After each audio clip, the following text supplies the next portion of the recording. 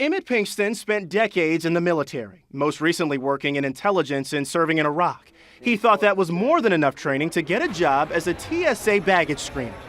I've flown planes, helicopters. I've done things that qualify me for a job. He didn't get it, not because of his qualifications, but because of an erroneous charge of $8,000 that turned up on a credit check. Pinkston is one of at least 22 million Americans with an error on their report, according to data from the credit industry. And fixing the problem, it's been described as Kafkaesque. Amy Traub is a senior analyst at Demos, a public policy think tank.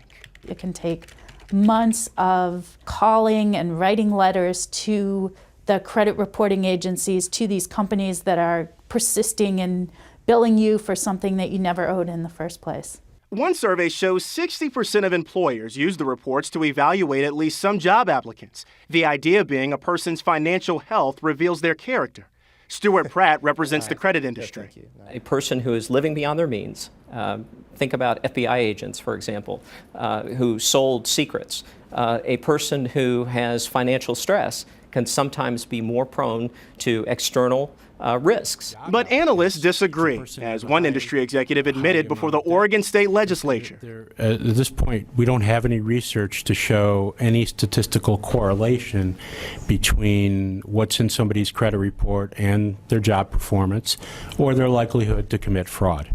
And in a bad economy, a credit report can be a poor gauge. If you don't have a job, you fall behind on your bills, perhaps. Well, then you can't get a job because you're behind on your bills. It's not the on-off switch as to whether I get the job. Quite often, it's just a evaluative part of the process. But it's meant all the difference to Emmett Pinkston. He did get his report fixed, but too late to get the job. How badly do you want this job? I want this job every day.